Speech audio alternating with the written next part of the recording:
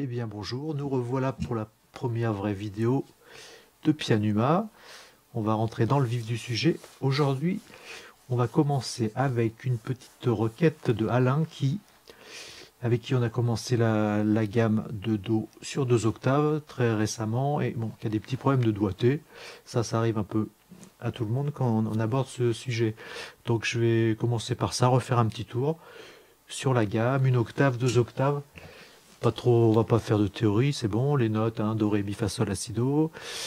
Voilà, on va y aller tranquillement. Déjà, voilà, main droite, 1 octave, pas de métronome, on y va doucement. Le passage de doigt, passage de pouce, après le 3, ça c'est vraiment le geste important. Et la chose importante, anticiper le plus possible le passage.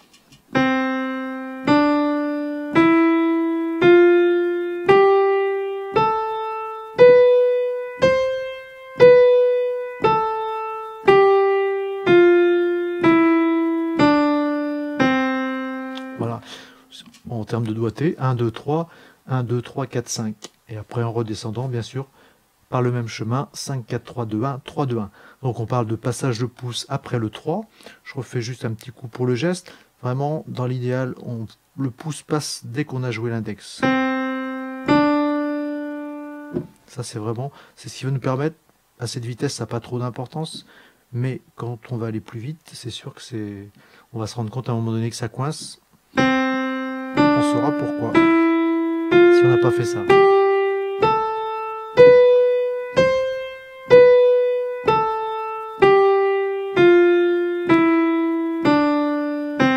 Voilà, assez dynamique, assez lié, enjoué, mais on lève bien les doigts, c'est quand même un exercice avant tout.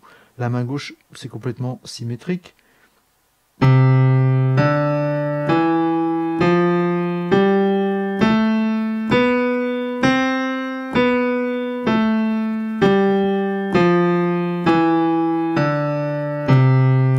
Voilà, je vais quand même assez vite, hein, c'est pour ceux qui ont déjà pratiqué, donc voilà, on va pas tout détailler. Symétrique, pourquoi? Parce que, là, je sais pas si on voit ma main, ouais. Symétrique au niveau des doigts, 5, 4, 3, 2, 1, 3, 2, 1. Voilà. Petit exercice qui n'est pas compliqué. On appelle ça par mouvement contraire. Ça peut se faire. Où ça va se corser.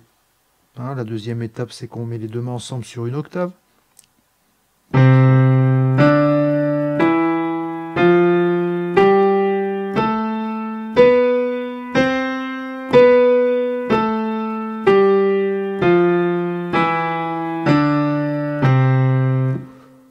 Pareil, je vais assez vite, hein, c'est pour ceux qui ont déjà pratiqué. Je la refais une petite fois, moins vite.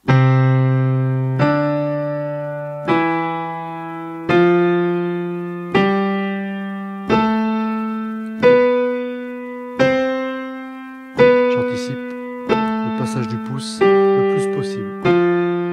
Et je fais des gestes assez amples, une bonne frappe régulière et je rentre dedans quand même. Voilà. À contrôler, on entend souvent au début, c'est voilà, les doigts qui traînent, hein, plusieurs notes ensemble. Des choses comme ça. Au niveau du geste, quelque chose aussi à contrôler, c'est bien le pouce qui passe, c'est pas le bras qui se tord, qui tourne. Ça fait des choses comme ça qu'on veut aller vite. Voilà, c'est pas précis en général.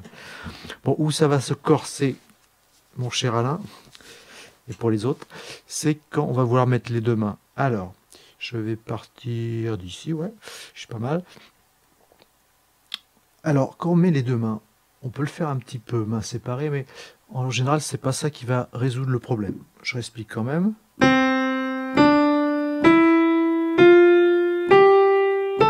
Quand j'arrive ici, la manière de l'expliquer en général, voilà, si je mets mon petit doigt, je suis bloqué pour continuer. Si je veux continuer, je passe le pouce en dessous du 4.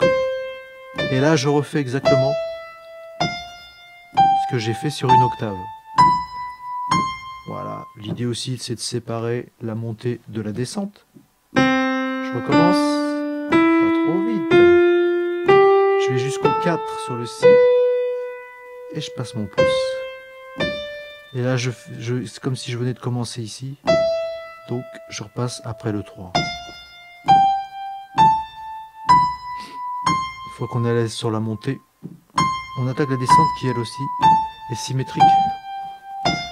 Là, j'ai rien changé par rapport à une octave. J'ai fait ma gamme sur une octave. Pour continuer, je passe le 4. C'est comme si je venais de commencer. Et je termine comme sur une octave, donc je passe le 3. Voilà, je la fais sans arrêt, avec les commentaires éventuellement.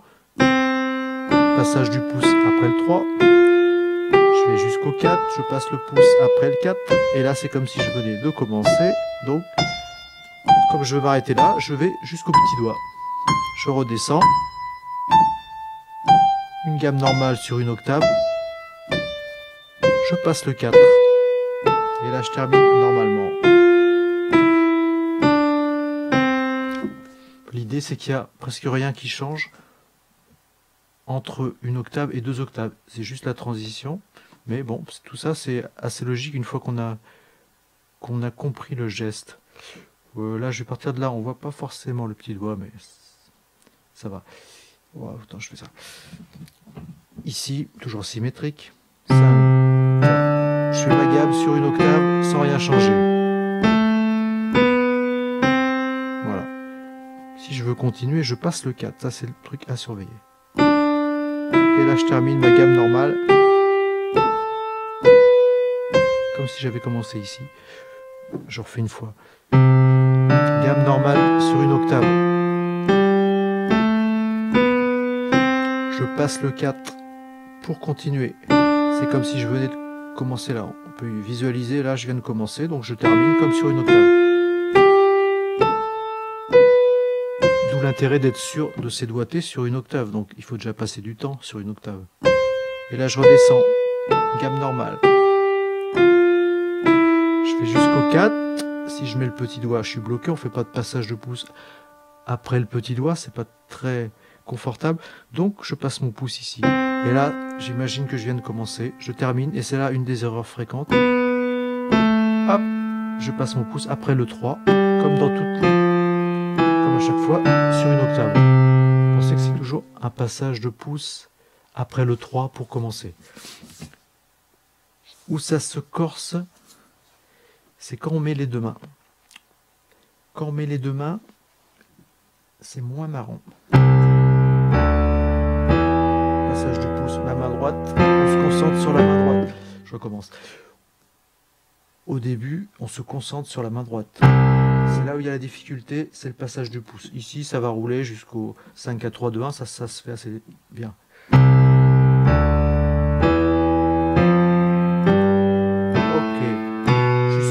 J'ai fait sur une octave, comme tout à l'heure, pour pas être bloqué, je mets pas le petit doigt, je passe le pouce après le 4. Et cette fois, à gauche aussi, je passe après le 4. Et là, c'est comme si je venais de démarrer. Je termine avec des passages de 3.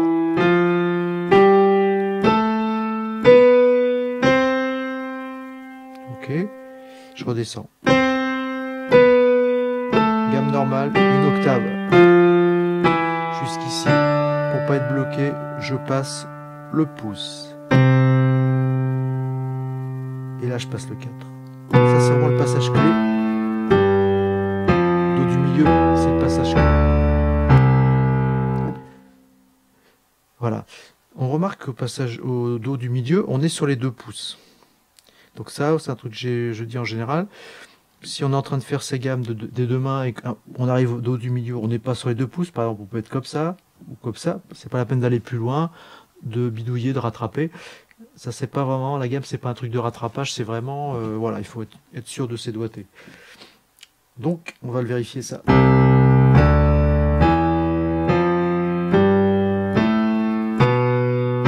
Ok, je suis sur mes pouces, c'est bon, je me suis pas trompé. Je peux continuer. Là, j'arrive, pouce, petit doigt.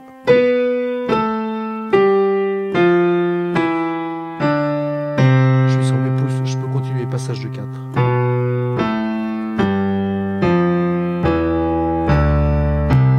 Dans un premier temps, on peut regarder la main où il y a la difficulté. La difficulté en général, c'est le passage de pouce. Donc, Voilà, je me concentre là-dessus. Après, avec l'habitude, on va détacher le regard des doigts. On va essayer d'imaginer ces passages de pouce, bien sentir le geste. Voilà. Ensuite, qu'est-ce que je peux dire là-dessus? Donc ouais, ça c'est important, le dos du milieu. En montant, si on arrive bien à faire ce geste-là, je passe le 4 et je vais passer le pouce. En descendant, je passe le 4. C'est vraiment symétrique à gauche. Ok. La symétrie, on va la voir, tiens, comme j'ai fait tout à l'heure sur une octave, je vais faire la même chose là. Alors ça, on peut pas parler d'effet miroir, c'est comme si j'avais une glace au milieu. Ça, c'est pas dur à faire. Mais ça va pas aider pour faire les deux mains qui montent. Mais bon, c'est joli en même temps.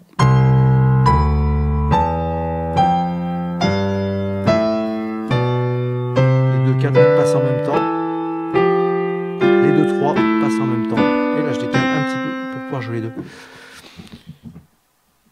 Voilà, c'est une chose qu'on peut faire. Ça mange pas de pain.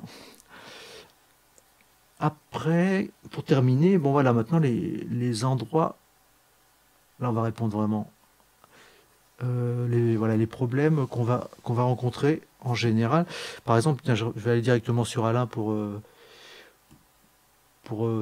enlever le suspense quand même. Alain me dit, j'arrive toujours sur le 4. Ça c'est bizarre, mais en général, il y a une explication. Là tout se passe bien, j'ai fait ma gamme comme il faut. Et là, je fais un autre passage après le 4. Et je me retrouve sur le 4. Je pense que c'est ça. En ça, je le vois assez souvent. C'est une des erreurs, ouais. Passage de 4, passage de pouce après le 4. Je le refais une fois. Moins vite. Voilà. Là, je fais après mon 4. Et là, au lieu de passer le 3, je passe le 4. Et donc, j'arrive sur mon 4 décalé. Ça, c'est une des erreurs qu'on fait souvent. J'essaie de me rappeler. Dans la descente, ça arrive qu'on voit ça aussi. Je vais partir d'ici. Là, tout se passe bien. Là, j'oublie de passer mon 3. Et c'est symétrique. J'arrive sur le 4. Ça, c'est les erreurs qu'on rencontre souvent. Si je me rappelle, il y a un truc aussi, c'est quoi? Hop. Oui, ce qu'on voit des fois à vérifier aussi, même sur une octave. Le fait que je fasse mon passage de pouce ici, j'ai envie de faire ça.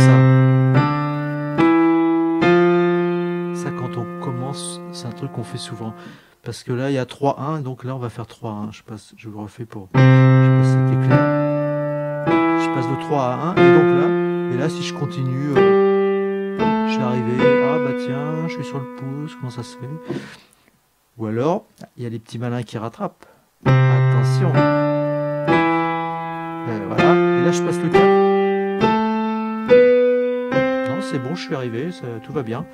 Mais j'ai juste parce que j'ai rattrapé. Voilà. Pour terminer sur le sujet... je veux qu'il y ait un truc, je sais plus. Pour terminer sur le sujet, ouais, ça c'est une manière, moi c'est ma manière de le présenter, de l'expliquer. On peut le voir écrit sur une partition et suivre les doigtés, ça marche aussi, bien sûr. Avoir l'enchaînement de doigtés en tête, c'est pas mal aussi. Ça permet de vérifier, vérifier que on passe 1, 2, 3, 1, 2, 3, 4, 1, 2, 3, 1, 2, 3, 4, 5 pour terminer. Voilà, donc ça, je sais pas, ça aide pas forcément de penser passage après le 3, après le 4, mais ça peut marcher. Quoi, 14 minutes là-dessus, oh, c'est bon, faut arrêter là. C'est un peu long, hein. Bon, ben voilà, pour terminer, j'espère que ça aidera ceux qui en ont besoin. Et puis voilà, je vais peut-être tailler un peu, voir si c'est pas un peu trop long. Allez, à bientôt.